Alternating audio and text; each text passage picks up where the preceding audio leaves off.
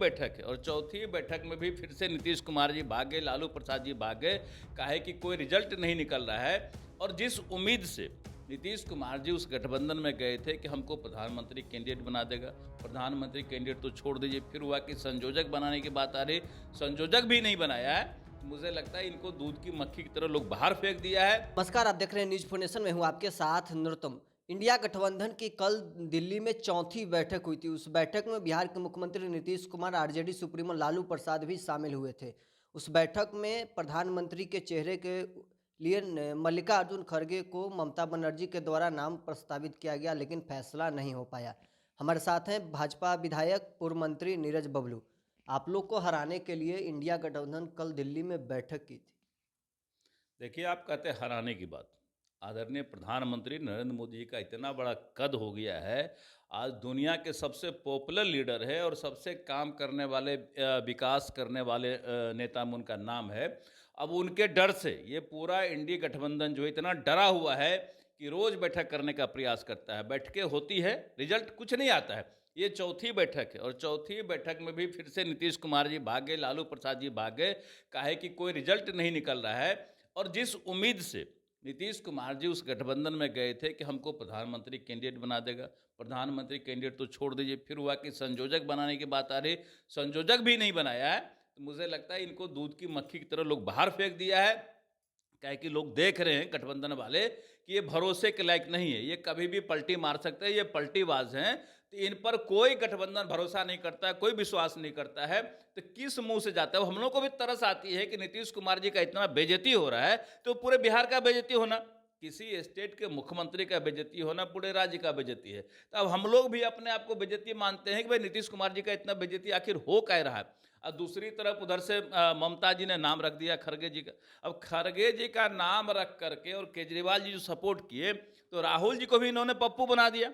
जो राहुल गांधी एक अलग सपना देख रहा है कि हम प्रधानमंत्री कैंडिडेट तो है ही है, हमारा कई स्टेट में मुख्यमंत्री है, तो हम तो प्रधानमंत्री कैंडिडेट है। जीतना हारना अलग बात है, लेकिन कैंडिडेट तो वो अपने आप को मान ही रहे।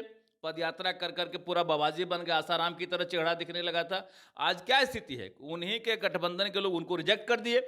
अब एक तरफ राहुल गांधी रिजेक्ट हो रहे हैं, दूसरी तरफ नीतीश कुमार जी रिजेक्ट हो रहे हैं। तो आखिर दूल्हा कौन बनेगा, चेहरा कौन बनेगा, संयोजक कौन बनेगा, ये तय ही नहीं हो पा रहा है। इन लोगों का कुतमार वाला हाल है, जैसे कुत्ते आपस में लड़ते हैं और लड़के लहू लुहान हो जाते हैं, फिर अपने अपने गली में भागते हैं। वही हाल इंडिया गठबंधन का होने वाला है।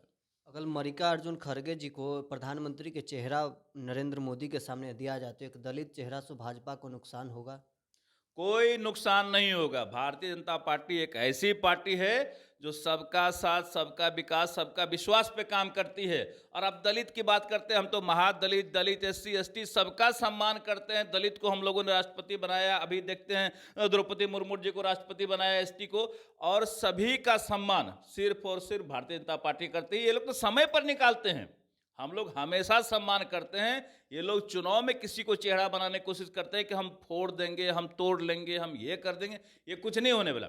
हिंदुस्तान की जनता समझ गई है कि कौन पार्टी और कौन नेता सबका साथ, सबका विकास पे काम करती है। वो तय है कि भारतीय जनता पार्टी एक ऐसी पार्टी है जो सबको लेकर साथ चलती है।